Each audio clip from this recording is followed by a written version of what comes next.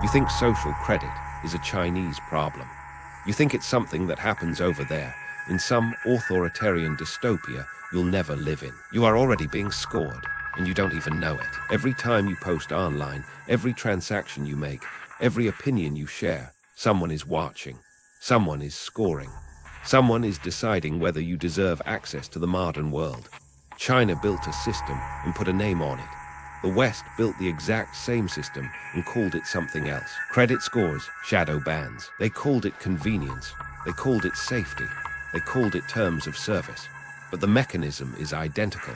And by the time you realize what's happening, you're already inside the machine.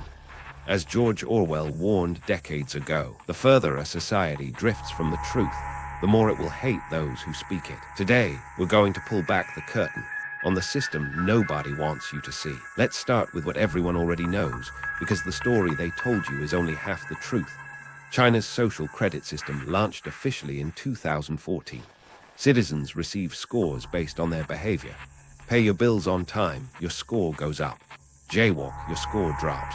Criticize the government online, and suddenly you can't buy a train ticket. You become a non-person in your own country. Over 26 million flight tickets and 6 million high-speed rail tickets were denied to people with low social credit scores in a single year. The Western media covered this with horror. Politicians called it authoritarian. Pundits used it as proof that China was a dystopia, and they were right. It is dystopian. But here's what nobody asked. What if the West was already doing the same thing under different names? Because while everyone was pointing fingers at Beijing, the exact same architecture was being quietly assembled in Washington, London, Brussels, and Silicon Valley. The only difference, China was honest about it. They gave it a name.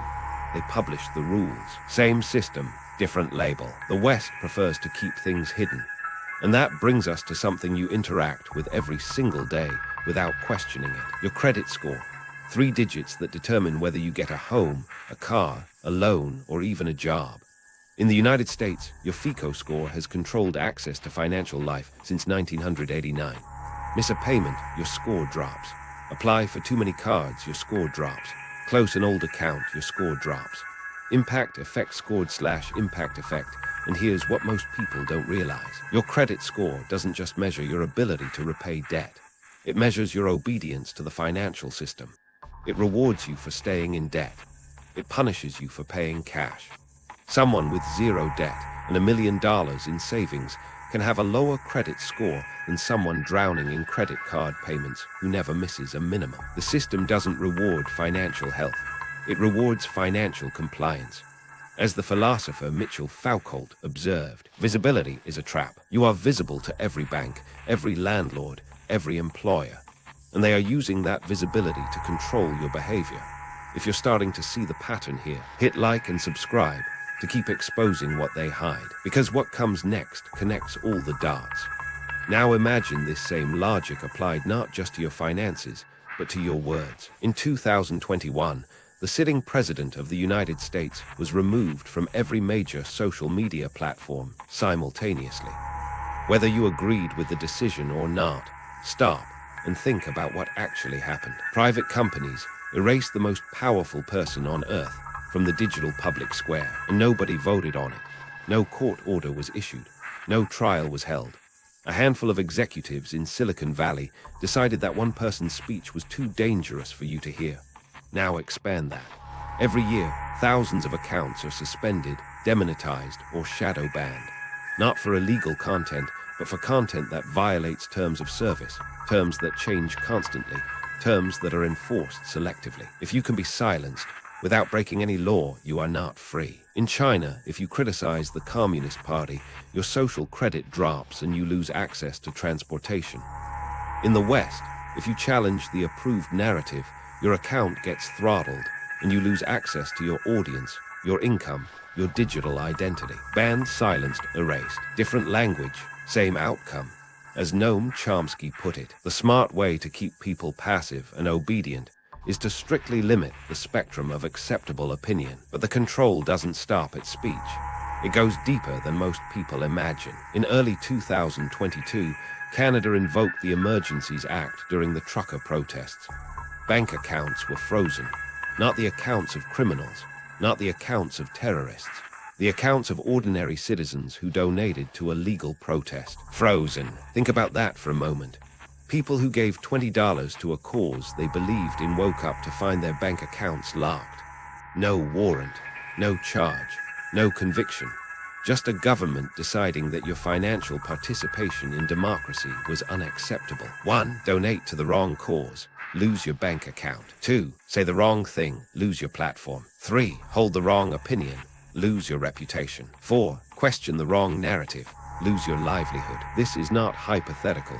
This already happened in a Western democracy, a G7 nation, and the precedent has been set. When your money can be turned off for your opinions, you don't have rights, you have permissions. In China, your social credit determines your access to services. In the West, your political compliance determines your access to your own money. The mechanism is identical. The branding is different. And this pattern is accelerating in ways most people haven't even considered. Every app on your phone is watching you, not metaphorically, literally. Your location, your browsing history, your purchase patterns, your social connections, your reading habits, even how long you pause on a particular image. All of it is being collected, processed, and scored. You carry your own surveillance device, willingly. In China, the government collects this data openly. In the West, private corporations collect it and then sell it, share it, or hand it over to governments when asked. The result is the same. A comprehensive profile of who you are, what you believe, and how likely you are to comply. Google knows what you search. Amazon knows what you buy. Facebook knows who you talk to. Your phone company knows where you go. Your smart TV knows what you watch. And all of this data is being used to build a behavioral profile that determines what content you see, what products you're offered, and increasingly, what opportunities you're given. As the tech visionary Jaron Lanier warned, we cannot have a society in which some people have the power to translate their data, advantage into political control. But it gets worse, because now they want to put all of this into one system. The European Union is rolling out a digital identity wallet. By 2026, every EU citizen will have access to a government-issued digital ID that links their identity, health records, financial data, and travel history into one system. They're calling it convenient. They're calling it modern. 1. ID total control. But think about what this actually means. One digital identity controlled by the government that connects everything about you.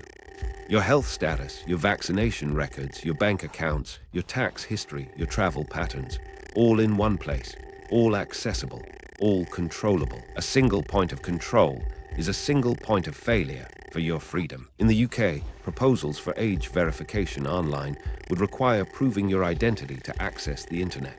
In Australia, laws have been passed requiring ID verification for social media. In the US, the IRS already shares financial data with other agencies. Each of these is presented as a separate, reasonable policy. But zoom out, and the picture becomes terrifying. Of all tyrannies, a tyranny sincerely exercised for the good of its victims may be the most oppressive. They're building the infrastructure for total behavioral control and telling you it's for your protection. And there's one more piece of this puzzle that ties everything together. Cash is anonymous, cash is freedom, and cash is disappearing. Sweden is nearly cashless. The European Central Bank is developing a digital euro. The Federal Reserve is exploring a central bank digital currency. Nigeria already launched one. Programmable. That's the word you need to remember. Programmable money. A central bank digital currency isn't just digital cash. It's money that can be programmed. It can expire. It can be restricted to certain purchases. It can be turned off entirely for specific individuals. Imagine money that refuses to work when the government disagrees with how you spend it. This isn't conspiracy theory.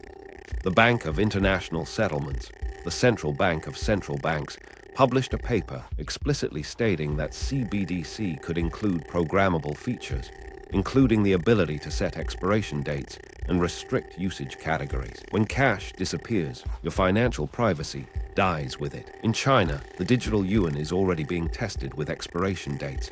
Spend it within 30 days or lose it. The West is building the exact same technology.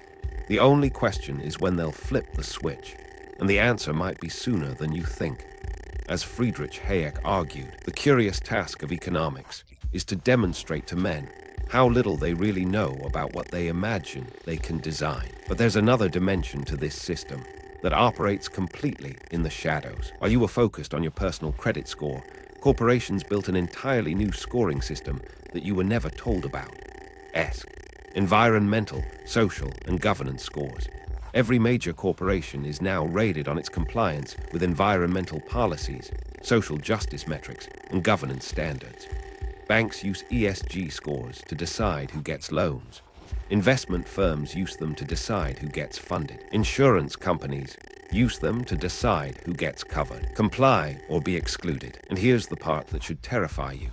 This system is now being extended to individuals. In the Netherlands, a carbon tracking app was proposed that would monitor your personal carbon footprint and restrict your purchases once you exceeded your allocation. In Italy, the city of Bologna launched a smart citizen wallet that rewards residents with points for good behavior, recycling, using public transport, attending cultural events. Sound familiar? It should. It's China's social credit system with a green paint job. When compliance becomes mandatory, the label doesn't matter. Only the control does. The mechanism is identical. Behave the way the system wants, and you're rewarded. Deviate, and you're punished. And the enforcement mechanism is already in place. Because there's one final layer that makes all of this possible. The most terrifying part of this entire system is that we built it ourselves. We volunteered for it. Every time you agreed to terms of service you didn't read, you gave away a piece of your autonomy. Every time you handed over your data for a free app, you traded your privacy for convenience.